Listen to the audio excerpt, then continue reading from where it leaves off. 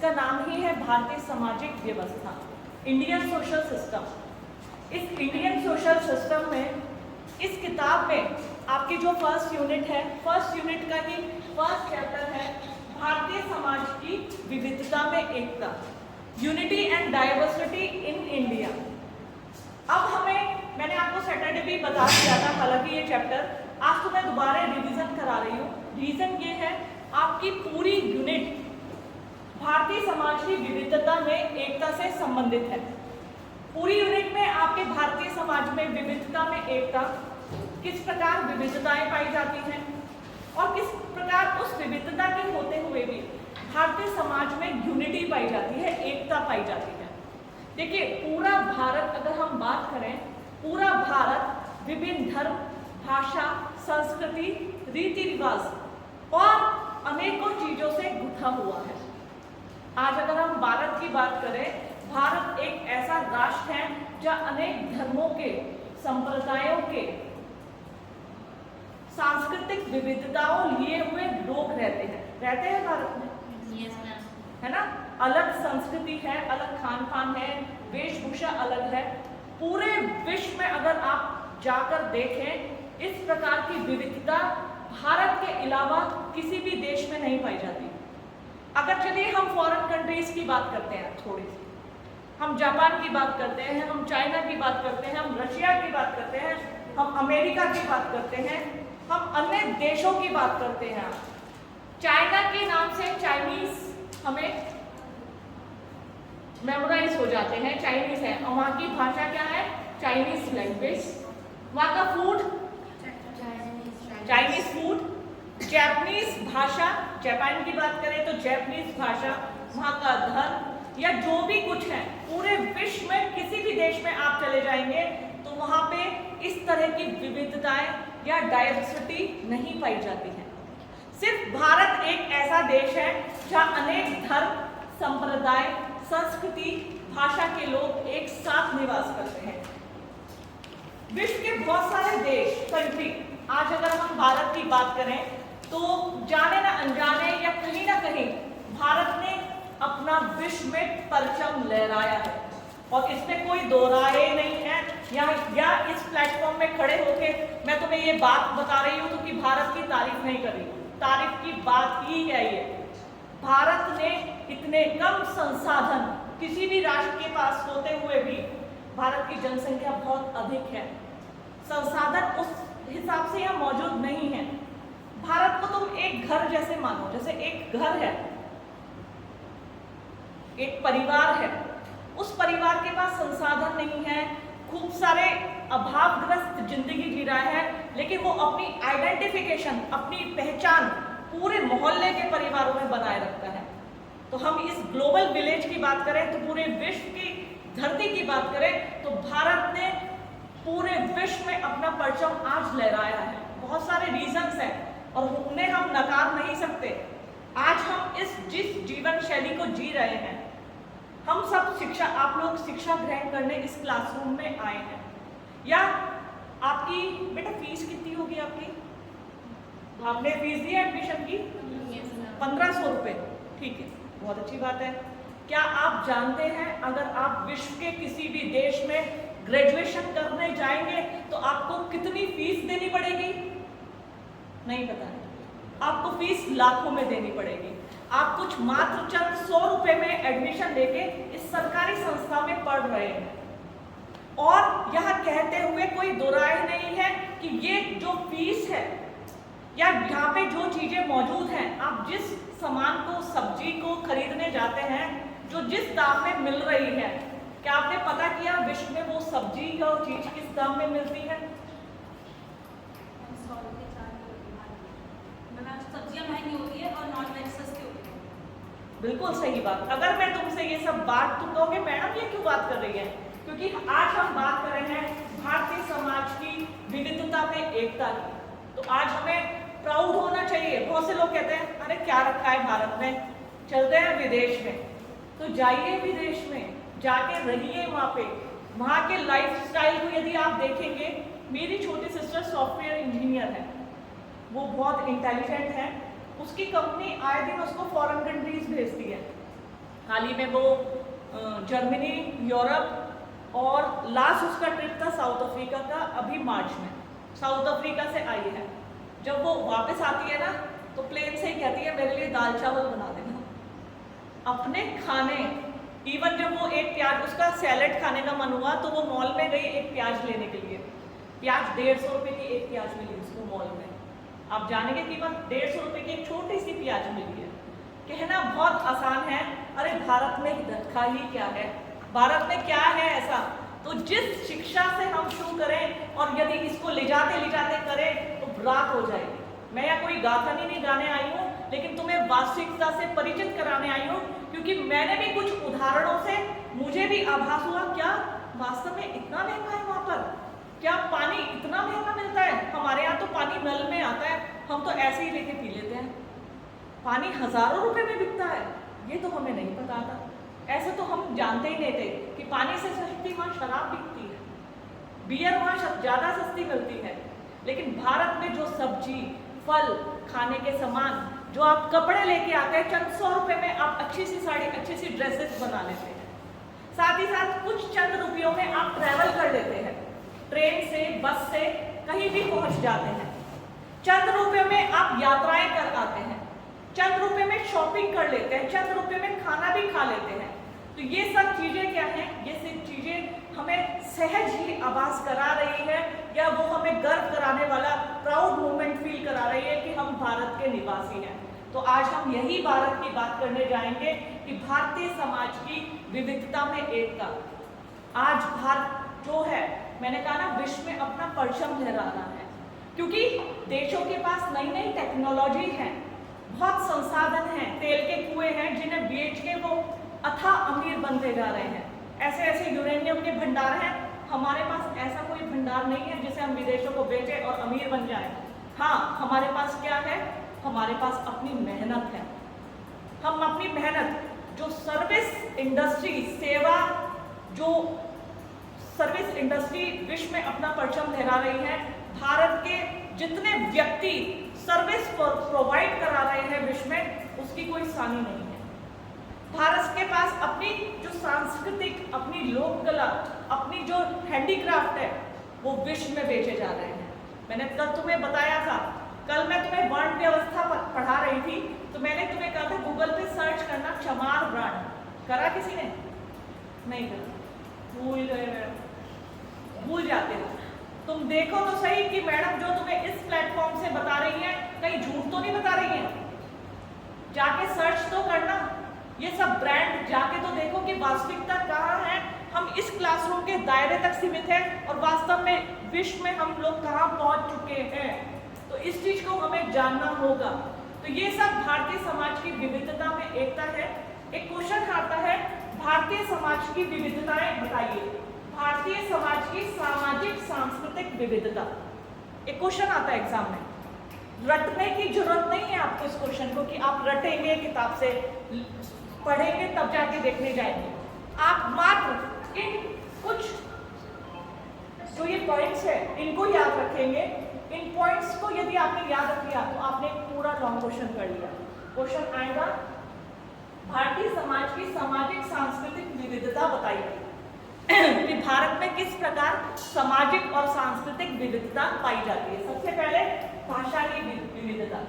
आपको बताना है कि भारत में हजारों बोलियां, स्थानीय बोलियां और भाषाएं बोली जाती हैं। हमारे संविधान की 8वीं अनुसूची में 22 भाषाओं को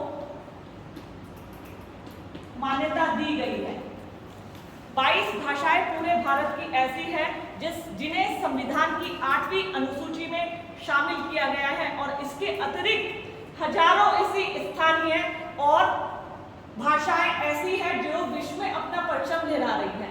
जनजातीय भाषाएं जो विलुप्ति की कगार पर थी, जो विलुप्त हो रही थी, लेकिन आज विश्व में वो अपनी पहचान दिला रही हैं। विश्व हेरिटेज, अगर हम वर्ल्ड हेरिटेज की बात करें तो वर्ल्ड हेरिटेज में भाषाओं को संजोया जा रहा है। जो विलुप्ति की कगार पर थी उन्हें ढूंढा जा रहा है, उन्हें बचाने का प्रयास किया जा रहा है। तो भारत की जो भाषाई विविधता है उसमें हजारों बोलियां इवन मैं यदि तुमसे यहाँ की बात करूं तो अभी तो आप गढ़वाली और कुमाऊनी की बात जानते होंगे। गढ़वाली और कुमाऊनी भाषाएं बोली जाती हैं। क्या आपको पता है यहाँ की भोटिया जनजाति कौन सी भाषा बोलती है? थारू जनजाति में कौन सी भाषाएं बोली जाती हैं? कहने का मतलब सिर्फ और सिर्फ उत्तराखंड में ही कई सौ भाषाएं स्थानीय भाषाओं के स्वरूप में मौजूद है। अगर हम जाने अपनी संस्कृति को तो जन संस्कृति वो सागर है कि जो हम किताबों से भी जान नहीं पाएंगे कि इतनी अथाह संस्कृति है फैली हुई है। तो भारत में भाषाई विविधता पाई जाती है।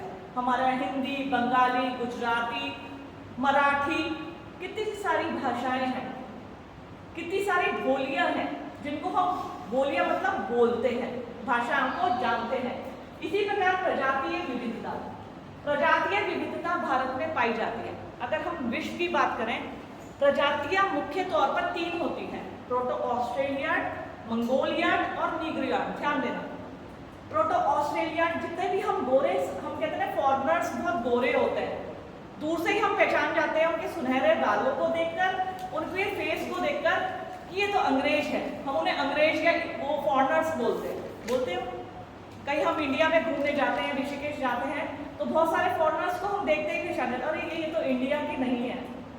उनकी जो प्रजाति होती है बच्चों, ध्यान से समझना, अगर हम प्रजाति को समझ ले, प्रोटो ऑस्ट्रेलियाड, मंगोलियाड और नीग्रियाड, पूरे विश्व में 3 प्रजातियां पाई जाती है। इसके अनुरूप हमारा कलर, कॉम्प्लेक्शन, हमारी बॉडी की बनावट निश्चित होती है। जो प्रोटो ऑस्ट्रेलियाड प्रजाति के लोग होते हैं वो गोरे चिट्टे होते हैं, बाल सुनहरे होते हैं, जिन्हें हम अंग्रेज बोलते हैं। जो एकदम से गोरे नहीं होते, गोरे तो जैसे अब क्लासरूम में तो बहुत सारी सुंदर सुंदर लड़कियां बैठी है ना, चेहरा एकदम से गोरा गोरा। लेकिन प्रोटो ऑस्ट्रेलियाड क्या होते हैं, बिल्कुल उनके मुंह पे कोई शिकन नहीं, एकदम अलग ही वो होता है, क्योंकि उनकी प्रजाति है वैसी। उनके बाल जो होते हैं, शरीर की बनावट और गठन जो शरीर का होता है उनकी प्रजाति से डिसाइड होता है। फिर आते हैं मंगोलियाड। या मंगोलियाड की बात ना करके मैं नीग्रोयाड की बात करूंगी। साउथ अफ्रीका के लोग देखें, नहीं देखे कैसे होते हैं?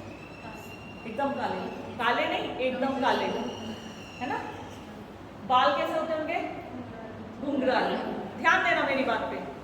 ये सब हम ये नहीं कि वो फॉरेन में रह रहे हैं तो उनके बाल, शरीर की बनावट, कलर वैसा है, नहीं।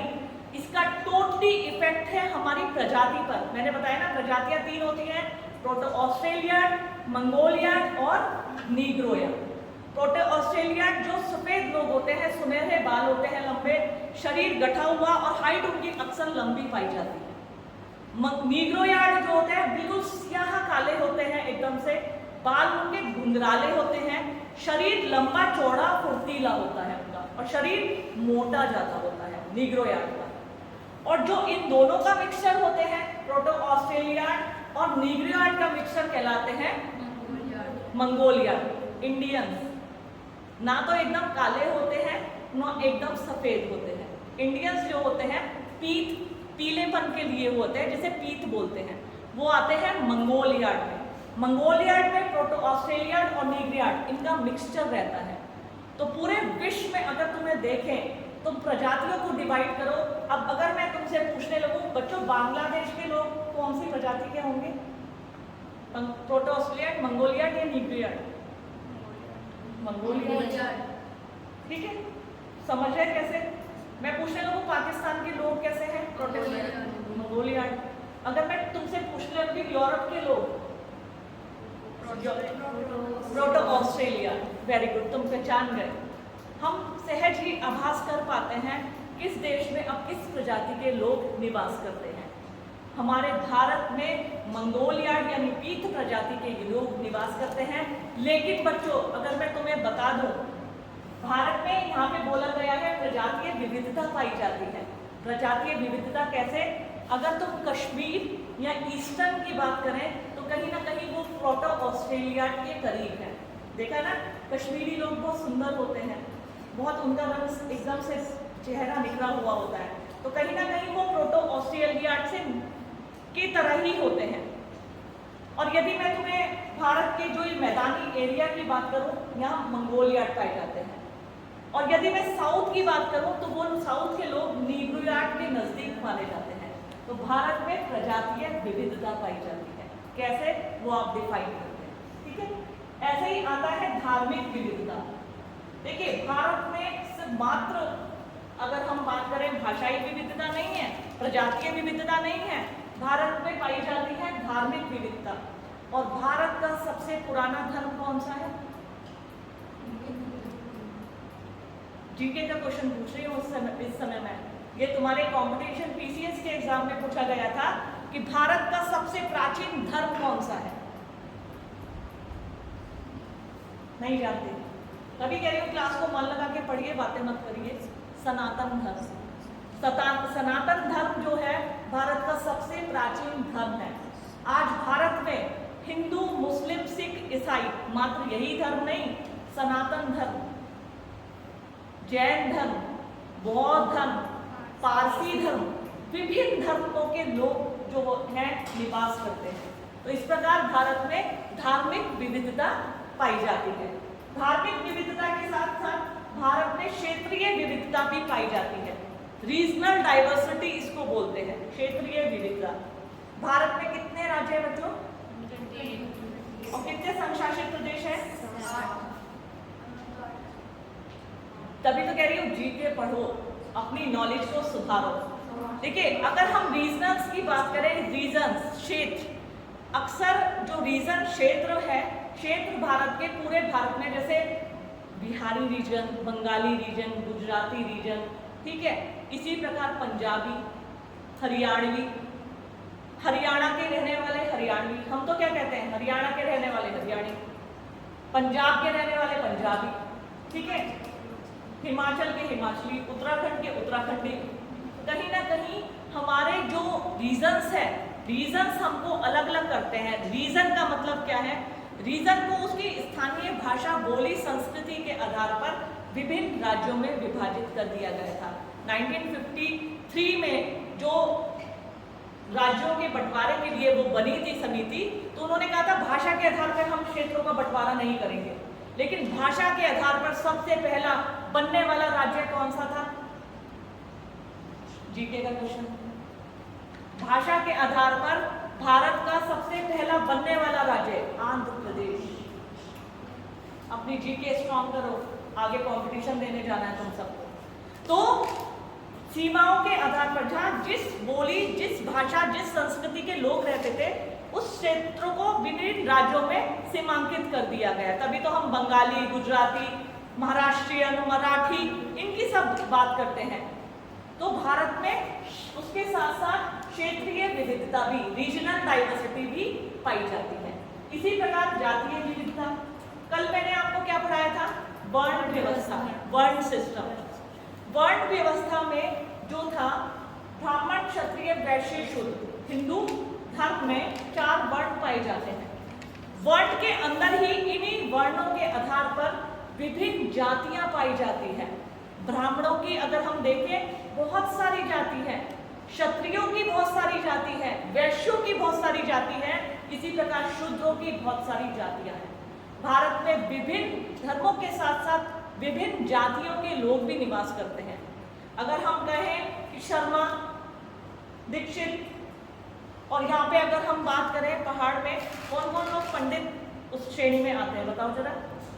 जैसे कि अगर पंडित हो तो मंजीरा आते हैं, खरपाल, और नौटियाल, देवनी, मतलब कुक्षाल।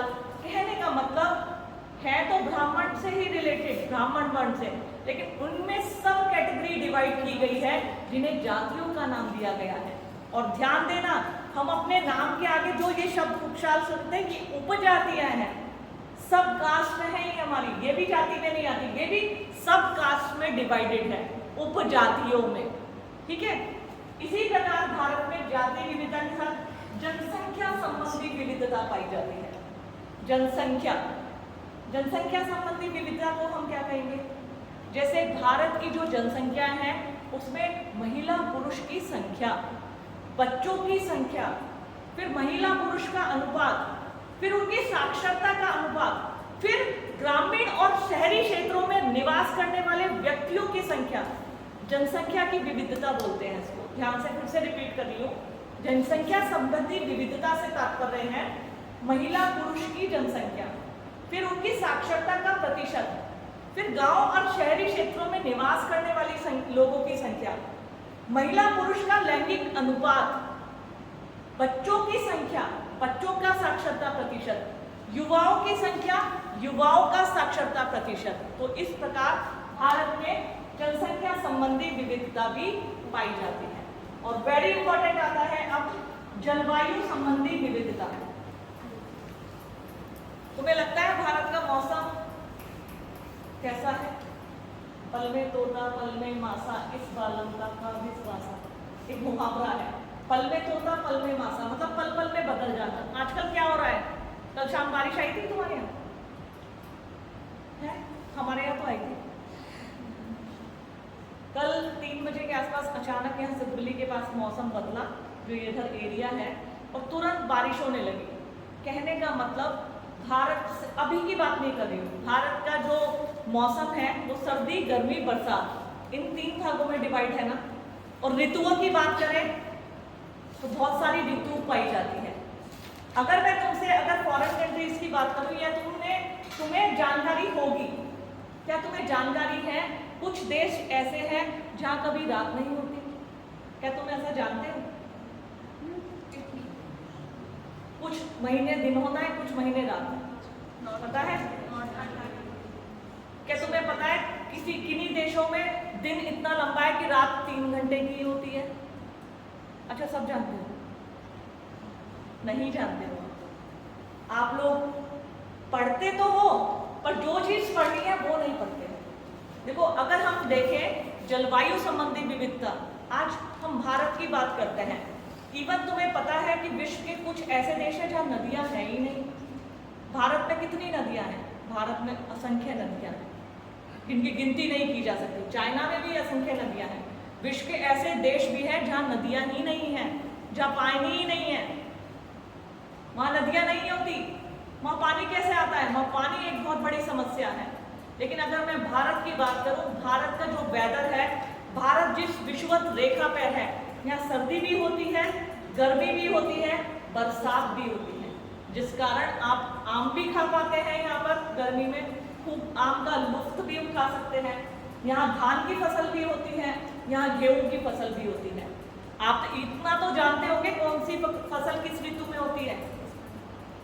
चावल को पकने के लिए कौन सा वेदर चाहिए होता है, गेहूं को पकने के लिए क्या चाहिए होता है? गर्म मौसम। ठीक है, तो आपको ये सब आभास होना चाहिए। विश्व के सारे देश ऐसे नहीं हैं। कुछ ऐसे देश हैं जहां सिर्फ गर्मी ही गर्मी पड़ती है। African countries, south American countries, जहाँ भयंकर गर्मी पड़ती है। बस वहाँ को गर्मी कभी बहुत चरम पे पहुंच जाती है, कब थोड़ी कम हो जाती है, वहाँ ठंडी नहीं पड़ती है कभी। क्या तुम जानते हो विश्व के ऐसे देश जहाँ सर्दी ही सर्दी रहती है और कभी कभी 6 महीने तक बर्फ ही जमी रहती है? ऐसे कंट्री भी हैं। तो लेकिन भारत एकमात्र ऐसा कंट्री है जिसमें जलवायु संबंधी विविधता भी पाई जाती है, सर्दी गर्मी बरसात, जिसके कारण यहाँ पे जलवायु संबंधी विविधता होने के कारण यहाँ की फसलों में विविधता पाई जाती है। जहाँ अन्न उपजता है, गेहूं भी उपज सकता है। तुम क्या रीजन जान सकते हो? साउथ के लोग जो होते हैं वो रोटी नहीं खाते, पता है ये बात? वो सिर्फ चावल खाते हैं। हर बात तुम्हें बतानी पड़ रही है, थोड़ा अपना सामान्य ज्ञान बढ़ाओ बच्चों।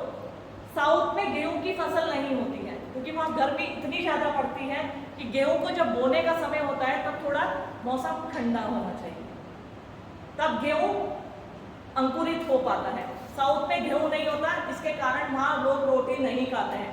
साउथ के लोग चावल खाते हैं या चावल से बना हुआ इडली डोसा खाते हैं। ये रीज़न है, ये नहीं कि वहाँ के लोगों को बहुत पसंद है।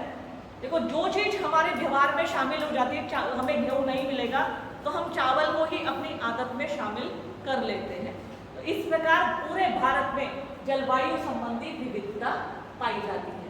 इसी प्रकार है सांस्कृतिक विविधता, कल्चर डाइवर्सिटी। सांस्कृतिक विविधता, जब पूरा भारत विभिन्न धर्मों में बटा है, विभिन्न जातियों में बटा है, लेकिन फिर भी यहाँ हम आज सारे तीज त्योहार आयोजित करते हैं। दिवाली, दशहरा, क्रिसमस, बैसाखी, ईद सब आयोजित किए जाते हैं। चलो इसको छोड़ दीजिए, अगर हम आगे बात करें, सबके शादी विवाह उत्सव के रीति रिवाज अलग अलग हैं। वो सभी सांस्कृतिक विविधताओं के प्रतीक हैं। हर रीजन के अपने अपने कुछ विशेष उत्सव है। जैसे अगर मैं दुर्गा पूजा बोलूं तो कहाँ की है दुर्गा पूजा? बंगाल की। गणेश उत्सव महाराष्ट्र का। पोंगल कहाँ होता है? जीके का क्वेश्चन।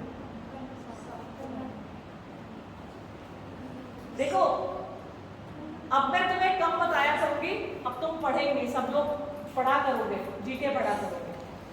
तो इस प्रकार सांस्कृतिक विविधताएं पाई जाती है, पहनावों को लेकर, बोलियों को लेकर, खान पान में, तीज त्योहार में, उत्सवों में हमारे यहाँ विभिन्न प्रकार की सांस्कृतिक विविधता पाई जाती है। इसी प्रकार जनजातीय विविधता, भारत में सिर्फ विभिन्न धर्मों के और जातियों के लोग ही निवास नहीं करते, भारत में विभिन्न जनजाति के लोगों भी निवास करते हैं। जैसे तुमने उत्तराखंड में सुना होगा भोटिया, थारू, बॉक्सा, राजी, बनरौत, ये यहाँ की प्रमुख जनजातियां हैं। यदि पूरे भारत की बात करें, भारत में गोंड, भील, बैंगा, लुशाई और असंख्य केरल के नायर, बहुत सारी जनजातियां हैं। तो भारत में विभिन्न, पूरे भारत में जनजातीय विविधता भी पाई जाती है। तो ये है भारतीय समाज की प्रमुख सामाजिक और सांस्कृतिक विविधता है। क्वेश्चन लिखो एक।